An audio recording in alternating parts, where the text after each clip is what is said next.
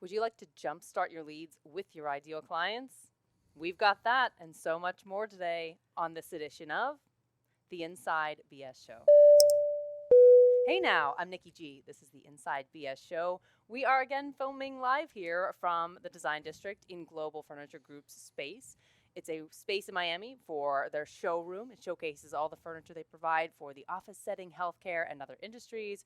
So if you haven't checked it out, you should. They are in multiple locations across the country, and they are graciously hosting us here today and are sponsoring our podcast. With me today is my co-host, Dave Lorenzo, the godfather of growth. Dave, how are you? Hey now, Nikki G. I am absolutely fantastic today here at Global's showroom.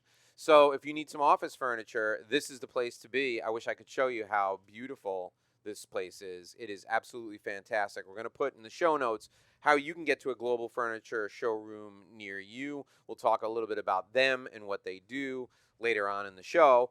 So, Nikki G, you opened by saying the fastest way to get leads. Am I correct? Did I hear that right? I opened with jump-starting your leads. Jump-starting my leads. Oh, my goodness. Well, I certainly need a jump start right now because I've only been here for 7 freaking hours. All right, so we're going to jump start our leads. And what's the fastest way to do that? With advertising.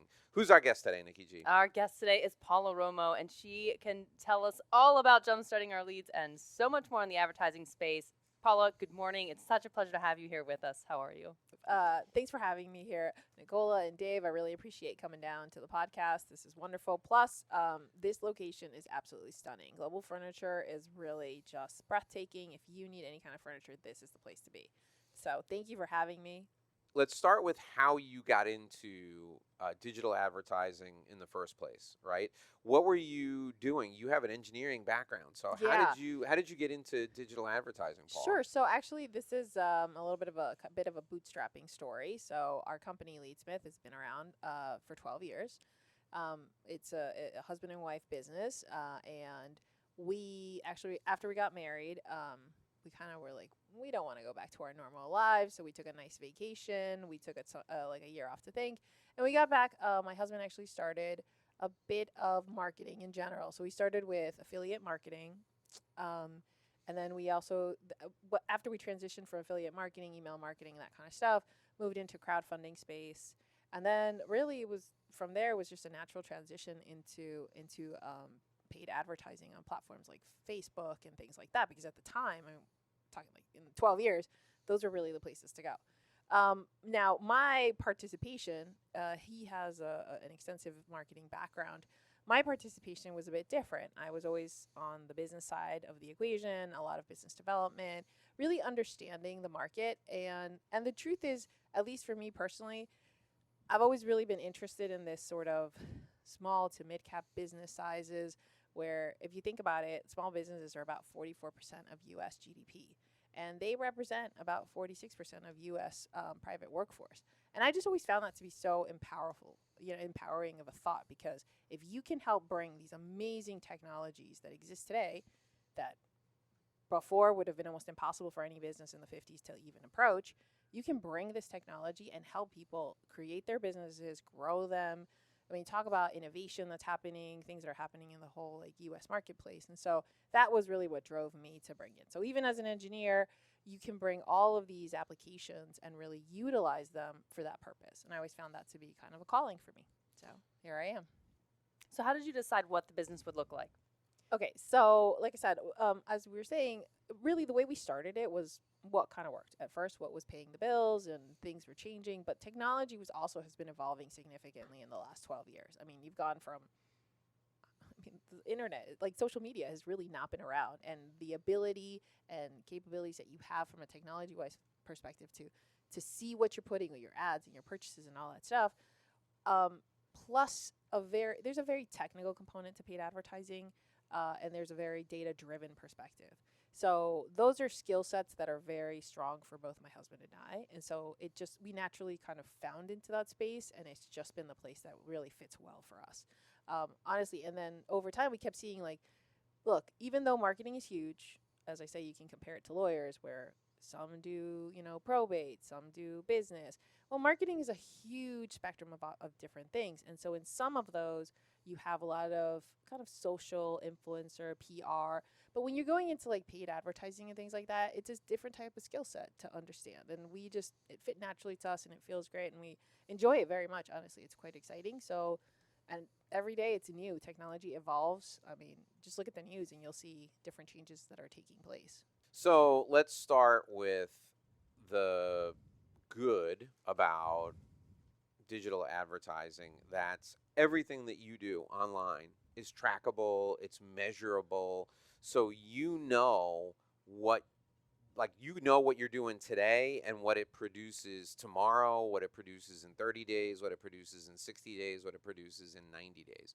When your clients come to you, do you find that they have an understanding that there's so much data available, or do you have to educate them on that?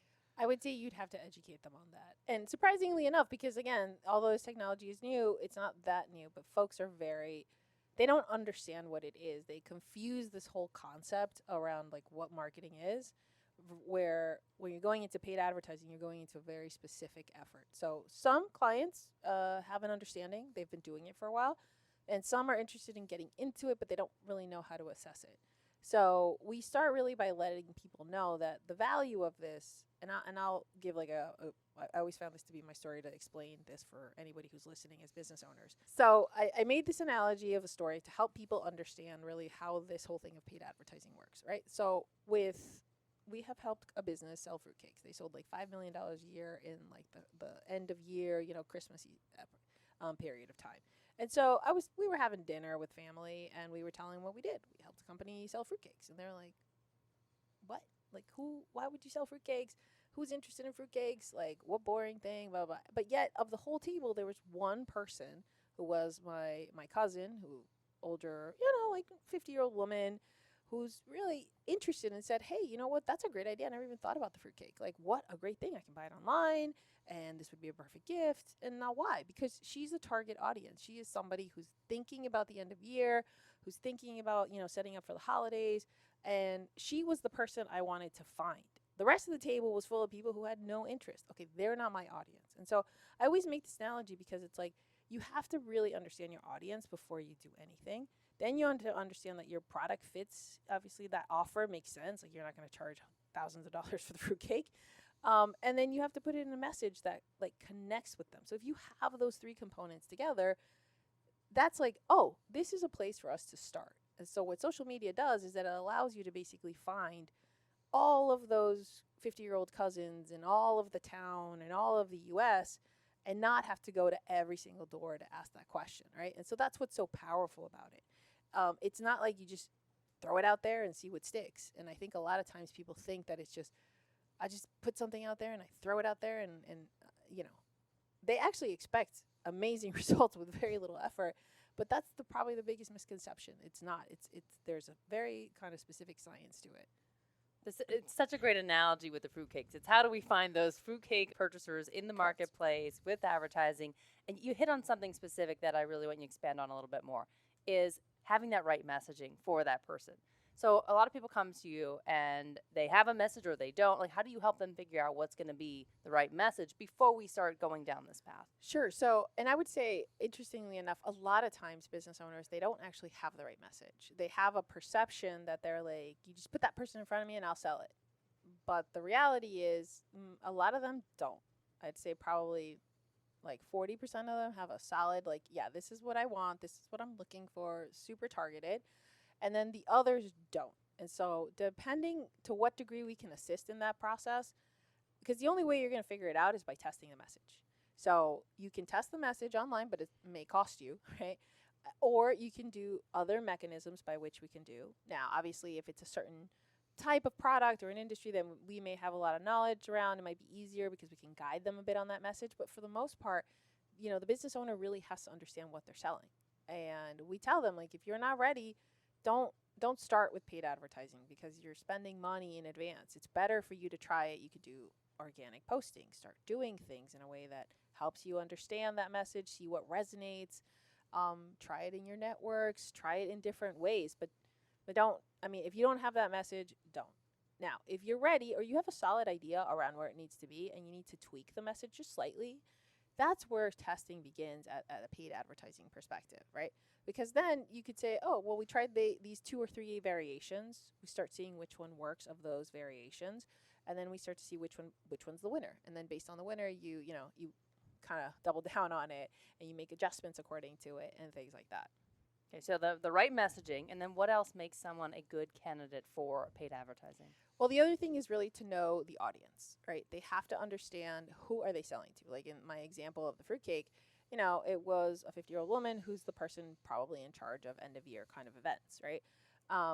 They have to understand who that audience is. And a lot of times business owners, they yes, their product could serve many people, but that doesn't mean that it should serve all of them. And at first, start with the ones who are most probable going to buy from you. Now, what's the greatest way to figure that out? Is to look at your former sales. Like, who did you sell it to? Oh, I happen to have sold it to a whole bunch of lawyers that work like this, or I sold it to property managers. So those are the parts. Could it work for lawyers and property managers? Maybe, but start with the ones that you know for sure, because then those other audiences can be addressed at a later time, but that could be a sort of an expansion plan. It doesn't have to be where you start, because you want it to be successful, get your money's worth. So let's talk about those clients who come to you and they know who their audience is and they have a message. Maybe they tested it using direct mail, or they tested it networking, or they tested it by selling from the stage. So they got a message and they got the audience correct. How do we figure out how to get that message in front of the right audience? Okay, so then we have to start figuring out what platform would be the right platform that works for them. And a lot of times the answer is going to be it depends, because these are very broad generalizations, but let's say YouTube works best for men and TikTok is better for younger audiences, or Instagram's the same. So there's a little bit of we can begin to guide people around what the right platform will be. It doesn't mean that it's the only one, but you kind of start on the places that make most sense to find them. LinkedIn is also a wonderful platform as well, but again, it depends on what your offer is and what the message is and who you're going after.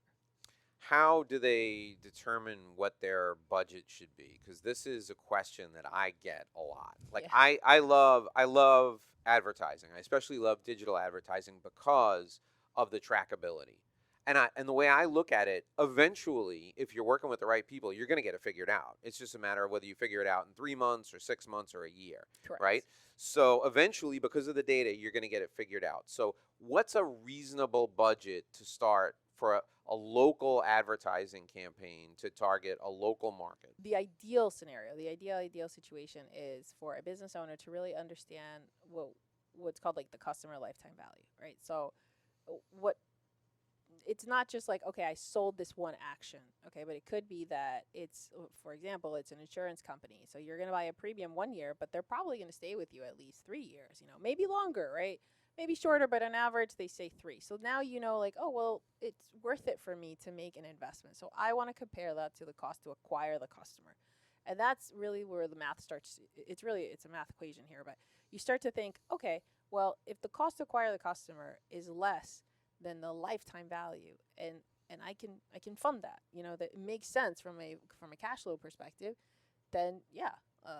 If you're going to sell a widget that's $50, you don't need that much money. But if you're going to sell a product that's $10,000, you can't expect to spend $1,000 and just oh, that's going to be great.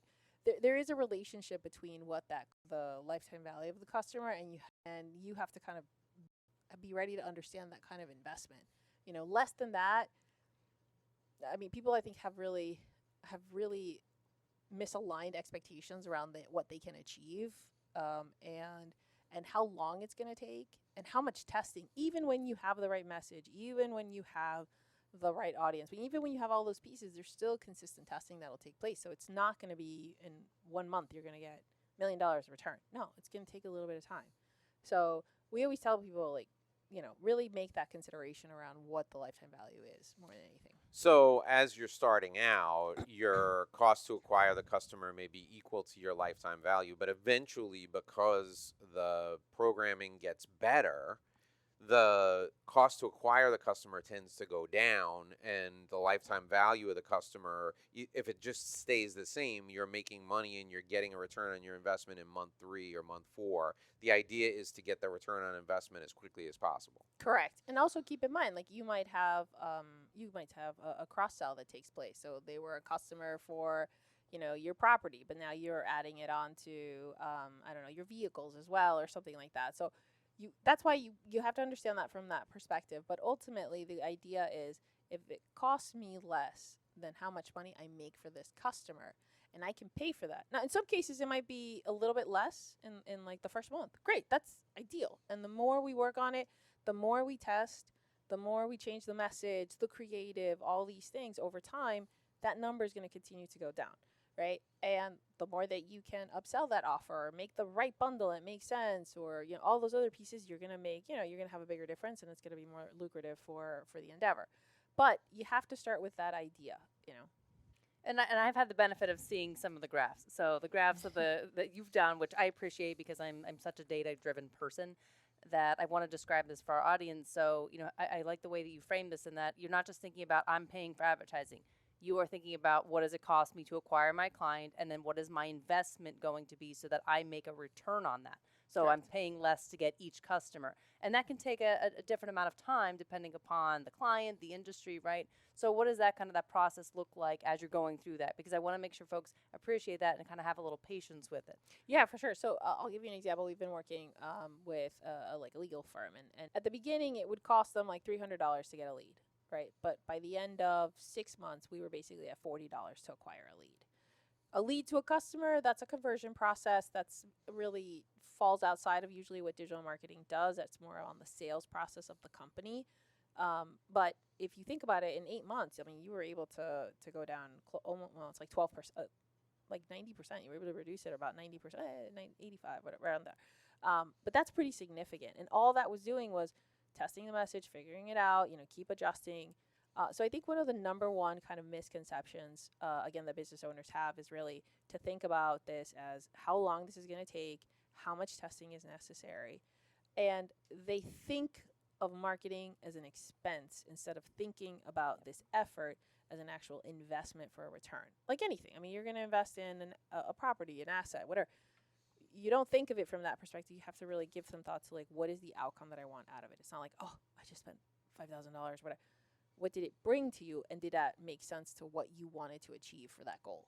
You bring up a great point about conversion. So marketing is about driving traffic, driving leads, and sales is about conversion.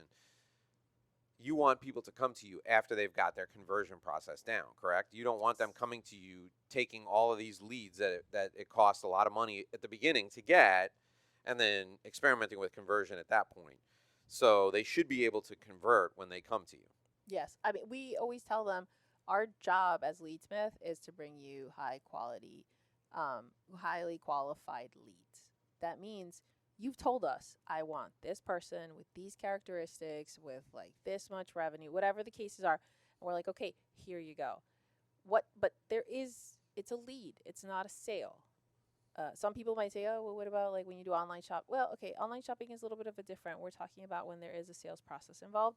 In that point, it's really about you guys defining the business owner has to know if the lead comes in, you quickly reach out to them, you do a follow-up, you talk to them again, like you called them once, maybe that's not enough, but you have to know already what that process is, and don't then a lot of times when they don't have it in place, what happens is that the business owner feels that the effort was futile, when in fact I could have brought you 40 qualified leads, but you didn't do the sales process, or your sales process just didn't work.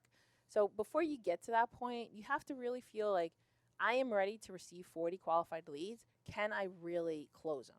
Because if I'm not ready to do that, then don't come. And we talk to our customers, or at least prospects around and say like, okay, so you guys ready? You have there's their CRM, like who it's not you, the business owner, who's probably going to have those calls. It's probably somebody in your organization.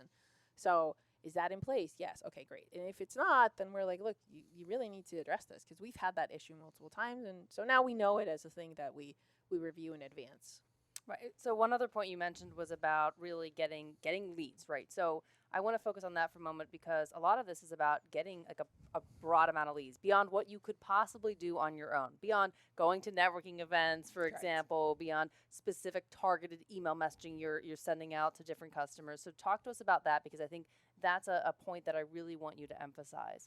I feel like you guys, you're always saying this, and I think it's so true. It's really about leveraging yourself, right?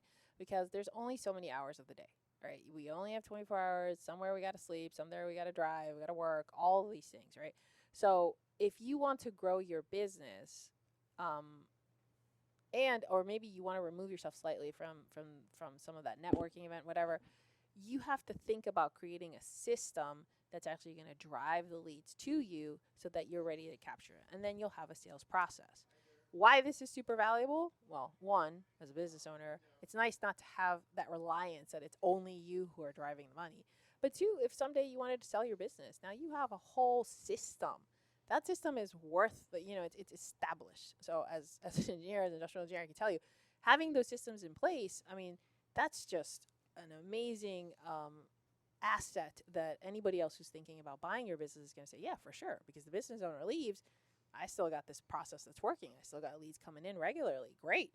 But if it's just you, what happens if, you have an issue, you have a family situation, whatever, then that's, your that reliance on you is going to be it's incredible pressure for business owners in general.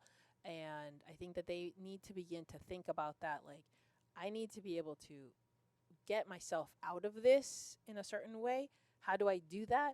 Marketing is really your best tool to do that when you're ready and you have all those pieces in place. You are speaking our language, Paula. As you know, it's one of the key drivers we talk about in Exit Success Lab is that sales and marketing support systems. And this is exactly what we are describing. What Paula has just explained to you is that having a system in place for continuously generating leads for ideal clients in your business has its own value and drives up the overall value of your business. So I'm glad you mentioned that because it's critically important. But it's not just kind of let me go to someone and get some leads. I really have to refine that process and make it this well-oiled machine so that I know who those clients are. I've got that messaging down, and I have the expert who can help reach those clients in a broad way. Yeah. So let's talk about retargeting now. How does retargeting work, and why is it so valuable for business owners? Sure. So retargeting is basically it's basically a technique, let's call it, or a tool in your marketing arsenal, which is somebody saw a message. Let's say you're on Facebook, you saw an ad, seemed interesting, right? And you are now gonna, because of the technology, you're really able to create audiences based on the behaviors of those folks who are your prospects, right? So let's say, I know that Nikki G here, she clicked on my ad, she went to my website, and she perused a little bit. Great. She's a big peruser, Nikki G. She peruses a lot. I can create an audience saying everybody who has come to like at least the landing page and saw the video there's a video at the landing page and it was there for 50% of the time. I want you to create an audience. And so then I go and I tell platforms like Meta, hey, can you please continue to now serve this other ad that provides additional information that will push you a little bit down what we call this funnel, right? So I'll remember the acronym in a minute, but the idea is you have this ADA. So it's attention, interest, hold on a second, desire, and action. So Nikki G, she had attention in my ad, right? But now she has some interest. So now I'm going to provide her with a little bit more content that's going to spike that interest a bit more. Something that's going to be like, now that I want to see more of that, right? And so that's where the retargeting helps. At the end of it, it's like you have to give your prospect what is that additional piece of valuable information that's going to help them move down a little bit more from just, perusing to clicking on something more specific to potentially setting up a call with you to eventually going and taking the action of buying. So you're looking at my behavior, and I'm using just myself as an example to follow your example. So you're looking at my behavior, where I was on the internet, how I got there, and then you use that to find more people like me and feed me the second ad. Correct. So hopefully I have now. So what are you expecting with me in response to that second ad? So what are you looking for? The idea is now that I've served you this second ad that gave you a bit more of that information, you're going to come back. And you're probably going to come back and potentially do that call to action, which could have been like, you know, hey, like let's book a call with me or download my informational guide, something that you wanted, right? So that's again going to move you a little bit forward to eventually get to talk to you so that I can explain why this product is what you need, right? And that's kind of the whole purpose. The other great thing about the technology is that you can be kind of, let's call it like omni-channel. Like you can be on Meta, but you could also potentially be serving something on LinkedIn. And because of all the ability to track these things, I can still work on these different platforms. And so you see me, and there's this recognition. Suddenly, it's not some random thing. It's like, oh, I saw her there, and I saw her there, and oh, I checked her website, and suddenly, then now it's like I have awareness of this brand, I have awareness of this product, and that helps the process along. And in the end, you know where these prospects came from. So if I end up buying something, you can go back and track to see how did I get here, and you can help the owner see that where the clients are coming from with the work that you've done. Yeah, and I would say that a lot of times that's not set up. There are sometimes owners just want to do it themselves, and you know I commend them for trying. Having said that, you know, there's a lot of pieces in there that can be very complicated, right? And so if you don't have those tracking in place, then you miss out on the data and you miss out on the ability to build those audiences that are going to help you later on, right? Because the algorithms feed off of the data that they're receiving from going to into those different places, right? Of the website or the ad or whatever the case may be. So that's one. And a lot of times, unfortunately, there are agencies out there that aren't very they might be more on the creative side than on the technical side, and so they may skip over those things, right? Because look, a whole bunch of people like clicked on this thing. Great, but clicks aren't actions. What is the end goal? The end goal is not about the number of clicks. The end goal is how many customers did I actually get and how much money did I make off of this. That's the end goal. Everything before that are sort of just steps in the way, but that's what you got to optimize for. So give us the criteria. If you're selecting an agency to work with, what should we be looking for? Sure. So the first thing is I would say definitely think about an agency who understands the platform. So there's a technical component of it, right? Like I said, some agencies can be very heavy on the creative side, which is great, but they may not have that. So you really want to say like, okay, how much do you know about these tools, right? That might be a hard question to ask, but that's a really important one, right? And then also they have to know, or at least have an understanding of how to set up all of they're basically called pixels, or your Google Analytics, or in LinkedIn has another one. They each have these different little tracking capabilities that you need to put in place. So that's one. Then the other part is you have to put like an element that's definitely creative. All of it today it's content. Before, Meta kind of used, there were different ways. They had other capabilities before all the changes that have taken place in the last 5 years. So now the way you create interest or can capture the interest of an audience, understand how to group them, is really on the content. The content is what's going to say, is it relevant? Did it resonate? Did it action things, right? So you have to have an agency that can understand how to convey that message, and that it works on Facebook, or that it works on YouTube or things like that. That's another big piece. Like an image that says like Happy 4th of July, like that's great. That's not going to do anything for you. I mean, it's great for your existing customers who are like, oh, that's nice that you post it, but it's not going to bring you new things. So they have to really think of a strategy around what kind of content are you building out. So those are the two pieces. And then unfortunately, sometimes you'll have some agencies that are heavy on the maybe a little too technical, or you hire them from maybe outside of the United States, and like their focus is just really a very technical one, but not understanding how to build that creative. So it's really those two pieces together. So let me ask this. If we have business owners who are not as familiar with the space, what questions can they ask someone to discern whether they've got the technical, the creative, or both? Okay, the first thing is I would say,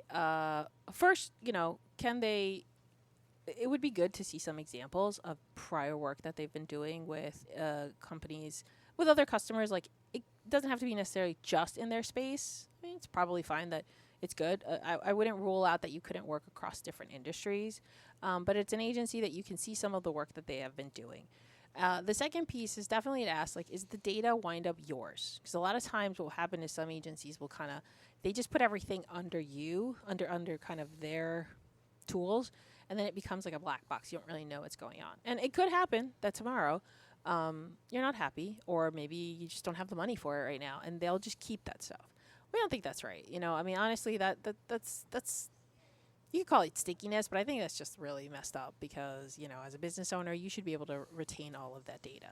So that's another really important question to them. And then also say like, hey, what kind of reports are you sharing with me? Like, what are you telling me? Right? I know that sometimes it can be a little bit, but I want to know what are the results that I'm getting. And you need to be, as a business owner, become educated on those reports. Because you should think, oh, well, what is my cost to acquire a customer? Well, we have to work together. We got to figure this out so that we can work together as a team and understand that, right? So those would be my components to do that. If they say, oh, no, we don't really do that, that's some hesitation. Or if the other one's like, no, you just give me the content and I'll run your ads, you're gonna basically kind of, it's like you're missing a leg. It's not gonna work. All right, so what industries does this work really well for? What industries does it work sometimes? And what industries should stay away from this? Okay, good. Great question. I would say industries that work really well, especially in these platforms, let's leave LinkedIn aside for just a bit, but I would say definitely in your Metas or like your YouTube, and it could also be, by the way, Google's display. You can still put videos and things like that on it. Anything that's like on the B2C space. B2C is like a really powerful thing. So if you're, I don't know, a family law is a great place to kind of begin to understand these pieces.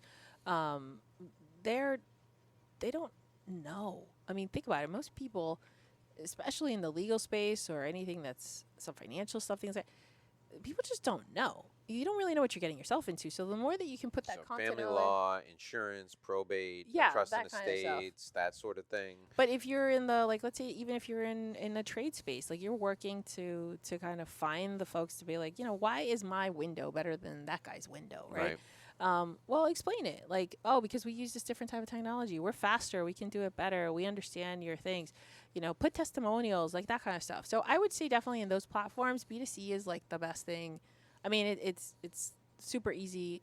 It's the most effective for sure. Okay. And who should avoid advertising, like digital advertising? Like who is, I shouldn't say who should avoid it. For whom is it most difficult to convert, to make it work? Okay, when you're trying to target a specific industry, for example, we've seen this where in the medical space, but you're trying to target around a specific health insurance for HIPAA reasons, health regulations, things like that. Those kinds of things, I would say, it's very, very hard to target for. Things are very dynamic. You're not going to get that kind of information in there.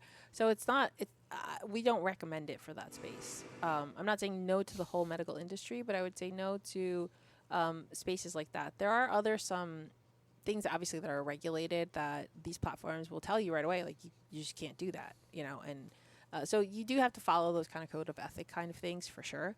And then on the B2B, it's not that it won't work, but it's a longer educational process. And so that might not be the first place for you to start. It might be like you have to establish a bit more of that relationship. So that's not something that we would recommend. We tend to stay away from it only if you have to have like a lot of things on the checklist done before you can really get into it when you go into the B2B space. So you mentioned the data piece, and I want to explore that just a little bit more. So when you used it in the context of sometimes the companies who perform the service, and not your company, but some that do in that space, retain the data rather than give it back to the business. Tell us why. Tell us what's in that data that's so valuable to that business owner that they want to be thinking about that and they want to capture that data moving forward. So basically what's happening is you have all of your historical data. What you're doing on those platforms is you're building audiences, just like we said, Nikki G's perusing on my website. Well, all of that data, is being captured on those platforms, and that's happening inside of, in the case of Meta, for example, it's called the Business Manager. You're building all that information. You have all the ads that you served previously, which ad was good, all of this information, all of the historical data of what audiences, all of this stuff. If your agency walks away with it, you're basically starting from zero. And let's say you want to hire another agency, or maybe you just want to take a pause, whatever the case may be, you're starting from zero. That data should be yours. And like I said, a lot of agencies, not all, but some, will just retain it because they feel like it's a way to keep you there. But at least for us, we feel like if you're not happy with the service we're doing, then okay, then you're not happy. Then we've done something wrong, right? But you really shouldn't you should really think about like, this is my data. I should be able to keep this information, and you should request it from them. Yeah, this is the data about your business, about the behavior of the customers that you are servicing or you are targeting in the marketplace, and you should be able to utilize that to move forward because there's independent value in it. Yeah, it's your products. It's videos about your products. It's your money that you've spent on these ads. Like I said, we really don't see a reason why you should not. It's a bit more of a gimmick. I don't know, a gimmick, a mechanic of just trying to be sticky, and so people won't leave them. But that shouldn't be the reason what drives an agency to work that way. So for those of you listening, make sure you're asking for that data up front to be kept with your business following the course of any engagement with a company you're working with, like Paula's. Yeah, and it should be in your agreement, it I should, would think, but right? if it's not, or they are not providing you an agreement, you certainly want to be asking those questions, and that's why we're asking those questions of you, because you right up front tell them this should be, you have a way of thinking that other agencies don't. Yeah, and I would also say this, we've also seen this happen. Like, let's say an agency goes out of business, and they're gone, right? Maybe they weren't gonna not give it to you, but you're like, now I can't find anybody. What if somebody got hit by a truck? Like, you literally can lose this stuff. So you should always be an administrator to your business managers, and you just provide access. Meta and all of these platforms have made it in such a way that you can retain access, they can retain access, you give them the levels of access that you need, and everything will work fine. But make sure that you're being diligent around that, because I think it's really important. Let's talk about the business model. Speaking to that, how do you guys get paid? So the way we get paid is we basically have it's a retainer fee plus a percentage of ad spend. And the reason we do that is at the beginning, the percentage of ad spend is obvious. It's the same. It's always going to be around like 10%, but it accounts for growth in the accounts, right? So because at times, you could start with a smaller budget, but then things are getting better, and that's great, and you want to invest more money. And so, you can have clients that are spending, a lot of money. Like, at first you may start with a couple $1,000s, and then you go to $5, then you go to 30, and then you go to 100. There's complexity to that. So that percentage of ad spend is the way that we kind of hedge against that effort. So if you think about it, that's really kind of the structure. Many agencies operate this way. The other structure is that sometimes agencies will just charge a flat percentage over the ad spend. Obviously, that percentage is going to be larger. That kind of stuff. Some agencies we don't have to talk about the other ones. I just say in general, that's how we operate. Okay. Paula, tell us about your entrepreneurial journey. So you and Michael are working in this business together. How does the work get divided up? Because we have a lot of people who are listening, people who may be watching on YouTube, and in fact, even my business. I started working with my wife years ago, and then she ended up doing her own thing, and I ended up doing my own thing, and then moved on and started this business with Nicola. So talk about the division of strategy and tactics in your business. We're quite fortunate in the sense that we're very complementary people, the way we work together. So he, as I mentioned before, has he's the marketing, he's got the marketing background. I always say marketing guru because honestly, I think his stuff is amazing. So once our client, once we've begun the engagement with us, you're pretty much working all of the time. You'll be working with Michael moving forward, and then the rest of our team. So account management, managing the ad, like everything is going to be happening over there on that side. On my end, because my background is I'm an industrial engineer, but I've worked a lot on. I also have I have an MBA, so I have a very strong kind of strategy and financial background. So I'm always looking at things in terms of like, okay, what is the market that we're looking at? Who are we going after? So I'm very much in the business development side of the equation, understanding what is the right offer. It's the same thing, right? Like, what's the right audience? What's the right offer? What's the right platform? If it's networking, if it's this or that, like really understanding those pieces. And so then I bring in all the business development side. And then all the stuff that's like financials, those are also fall under me. But these are just like our background. So we get to kind of cover those things. We've noticed that it's much better when we don't work together within those spaces, because it doesn't work out. So we're good. We keep very aligned and in communications of how the day-to-day works, but we both know what to manage and who do we manage and with our teams. So it's a division of responsibilities between the two of you. Yes. Did that happen naturally, or did you sit down and say, let's divvy this up? I think a combination of both. At first, I mean, because again, this is his space, the very much marketing, creative side of stuff. That's just so much him, and it really wasn't me. I'm very much, I'm very much kind of product, business, finances. Like I'm very square in that sense. So initially, it really started to work, and then at some point, I did try to kind of support some of the technology stuff, but then I realized the truth is like everything, there's only so many hours of the day, and my time is better suited to really focus on all this business development and all the financials. So that's where I stayed. And I felt like we wound up, like everything, as business owners, we test. So we were doing that, and it was like, this is not working as well. And now we're just like, we're going to do this. And actually, this has worked really well. And I know what to do, what not to do. Hey, it's not perfect. There's always days where it's like, but for the most part, it's a good structure, and it's a good way of understanding, because somebody has to be looking forward, Yes. and the other one has to be sure that the delivery is making sense, is like effective, right? So I know it's really hard for a business owner who's doing all of that. We were fortunate that we just happened to be two people who have very complementary skill sets. So that was a big reason why we wanted to work together too. We like working together. You are very thorough. So there's been a couple of times when I first met you, at one of our breakfasts, and then you called me to follow up and you asked a lot of really good, really smart questions about us and our business. Is that how you approach the intake with your clients? Give us a sense for how you onboard new clients. So, and I'll even, we can start asking, like, the first thing, even just for prospects, we will tell, the first couple of questions is a little bit of understanding, what have people done before, right? So what have you done? Like, have you done anything? Some people have done a lot of different marketing things. Things have worked, things that haven't worked. Some people have done nothing, right? A little bit of a combination. So it's really important to us to understand that. It's important to us to understand what's the technology kind of stack that they have. Some people have CRMs. Some people manage their business off of their phones. I have seen it all, honestly. It's so surprising to me because there's so much technology and it's fairly cost effective. But nonetheless, like I said, people have managed their entire businesses off of their cell phones with nothing else, and it works, right? So we want to understand, like, what's going on there. Is there a website? What happened to it? All this kind of stuff. What are you selling? What's the price point?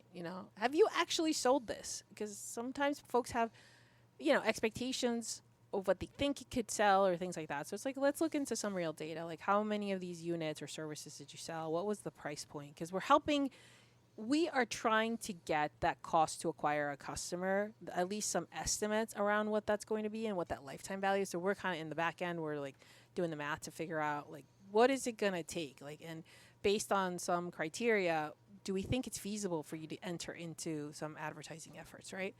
And then other assets that you may or may not have, like, do you do any, do you have some video assets? Do you have emails that you're regularly working on? Different things like that. Like, that's usually the kind of things that we're doing. And lastly, do you have a budget? A lot of times the answer is no. And also, what is the expectation?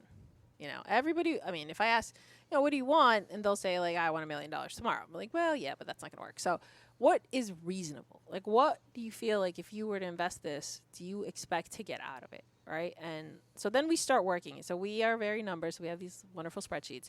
And we basically begin to calculate. And we say to you, yeah, this is feasible. Right? Or no, it's not feasible. Like, you're not going to get what you want. Right? Or you are going to get what. So that's our intake process to see if you really are a qualified lead. If at the end of it, we close your customer, then we begin a little bit more detail. So we're kind of following up on the pieces that we already had. Okay, you have this website. Okay, great. Do you have the pixels? Do you have Google Analytics in place? Even if you're not doing ads, you should have Google Analytics in place. A lot of people don't have it, or a lot of people don't use it. But it's really important. Like, hey, it's an amazing tool. It actually tells you who came to your website. It just says that. With no other reason. It just tells you, like, oh, these people came here at this time. I mean, this got so much data in there. It's amazing, and it's free. There's other more elaborate platforms, but I mean, I think that's really good. Then we start to really understand, okay, so who's your audience, and all the things that we said. Oh, what's the message that you've tried? What's the selling point? You know, what is it that people want? What do they don't want? Who are your competitors? And so we start to craft all of this we get to gather this information so we can begin to craft what a message is going to look like. For us in general, the messages today are their video. You have to create content. Maybe before you could kind of just do like a picture and that was good enough. But the truth is today, it's content. So you have to think that there's going to be investment in place that is going to be around creating that content. Like, can it be you sitting at your desk and it's just like you do a Zoom and you can capture? Yes, that can be done. It can be done with your phone, and it can be very elaborate with a lot of bells and whistles. That a little bit depends on what we recommend and how much budget you have for it. So then we have to build that content. Then we have to make sure all the things are put in place, and then we can begin the rest of the process. Last point on this is, if somebody's working with another agency and they're not happy, can they take the data from that agency and show it to you and have you give them some ideas of a couple of things you would do differently so that they know that you really know your stuff? Because here's what I'm thinking. Like, I know you relatively well now. I know you for a little over a year, and like I said, you're very thorough. And I know Michael probably that same amount of time too, and I've spent some time with him, and he's really smart and he knows what he's doing in this area. So I would completely trust you if I were targeting folks for whom this made sense. If I'm already using an agency and it's been 7, 8, 9 months and I'm not acquiring a customer at break even yet, if that's my client, I'm like, this is not working. You're not getting good advice here. Can I take that information, show it to you, and you go, here's 2 or 3 things we could do right now to boost this? Yeah, absolutely. So again, as I mentioned, these platforms, they have the ability to give you access at certain levels. So they're called viewer access. And the beauty of viewer access is that we can just look. That means you can't touch anything, we can't fix anything, we can't do anything to it, but we can look and we can tell you, look, there are actual very, very technical setups within these platforms that we're not going to get into this conversation, but we can see that they're not set up appropriately. Right. So I'll give you an example. Like, we had a client, they were doing stuff, but for some reason they were targeting Florida and Puerto Rico, and they had set it up where 90% of the money was going to Puerto Rico. We're like, well, if you want all of it, are you sure that's the right distribution, right? So it could be something as simple as that you don't know, because as a business owner, you're not probably ever going to get into the platform, and we can start guiding it. So we can give you those like low-hanging fruits immediately. So that would be one way that we can definitely take a look at stuff. And then also just kind of give thoughts to, here are some other recommendations. And lastly, again, we're business owners, Michael and I, and we both actually have MBAs. So we have a lot. We bring like 20 years of corporate life experience prior to this. So we can have these conversations with you to say, like, are you sure this is going to work out? It's more than just an agency. You can definitely see us as like your marketing partner, your business partner, who can say, okay, that makes sense. Like, oh, right now I'm going through this, or I need to hire, or I have this problem, or I know that there's seasonality in place and I have these. So those are conversations that we can completely understand. Some agencies, because their focus hasn't been that, they don't bring that to the conversation. This is a little bit of an added value that we provide as an agency. Paula, I know the answer to this question, but I want you to answer this for our audience. So when you have these long intake processes with potential clients, are there ones where you get to the end of that process and you say, look, this isn't going to work for you, or I don't think your money's going to be well spent doing this? Yeah, we do. And again, growing pains of a business, as I think is everybody, we can be like, we know what's the right fit for us, and we'll tell them, like, hey, you're not ready for this.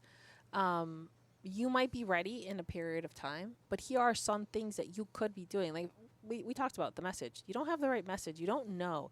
Why do you want to spend money on figuring out the message if it's going to cost you so much when you could emails, or you could say you could just send mailers, or you can go to your networking events and test it. Like, hey, did people talk to me about it. They resonate. These are all very cost-effective ways of basically testing it out. And when you're ready, then come to us. So we're happy to give recommendations. You may want to do just something that's very organic posts. It's a great way too. Are people conveying with that? I mean, you literally can grab your phone and create stuff, right? It's hard. We get it. So we're just saying test. We'll let you know. If you're a candidate for us, great. But if we're not, we're the first person to tell you, because we don't want you. We don't want you to, we know how hard it is to, make money as a business owner and then just to lose it. It hurts us because we know what that feels like. So we're the first ones to really tell you if it makes sense or not. Well, also, a successful client is going to be with you for 10 years. They're going to be with you forever. You're making money for them. They're printing money off of your back. They're happy. They're exactly. hey. I think one of the, I find it was a compliment. The business owner told his wife, these are the people, this is why I'm so busy all day. This is why I'm on the phone all the time. And they were happy, and the wife was happy too. So it's all is good, right? That makes us feel really good. I mean, we help you grow your business. I mean, that's amazing. That for me, it's just really one of the things that really drove us to create this business and just keep working on it and to stay in this sort of 2 to 50 million, because this is this perfect space where these tools are available that were never available 50 years ago. Who could do anything like this? You'd have to have so much money. You wouldn't have the reach. There was no way to test it. You could test. It was impossible. And today, this technology is here, but it's hard because as business owners, you know how hard it is to carry every hat. If we can help you grow, I mean, that's literally the reason why we're doing this. All right. Paula Romo, Leadsmith, how can people get in touch with you if they want to work with you? 786-973-4455. Okay. And my email is paula@leadsmith.io. Okay. .com.io. We're going to put all that down in the show notes. I want to thank Global Furniture for their sponsorship and for providing us with this beautiful facility to talk in, to film in, to produce. I'd like to thank Global Furniture for this wonderful facility that we're using today for our podcast studio. If you are looking for furniture for your office, there is a Global Furniture showroom somewhere near you. If you can hear the sound of my voice, there is a Global Furniture in your city. If you'd like help finding a Global Furniture studio, you can reach out to us or reach out to Francisco Ramirez. We're going to put his information down in the show notes as well. And if you haven't heard our podcast with Francisco, it was fantastic. Go back a couple of weeks. We will put the link in the show notes for that as well. This is the Inside BS Show. I am Dave Lorenzo. I'm the godfather of growth, and she is. And we'll be back here again next week with another interview. We'll see you next Wednesday at 6 a.m. Thanks for joining us, and goodbye.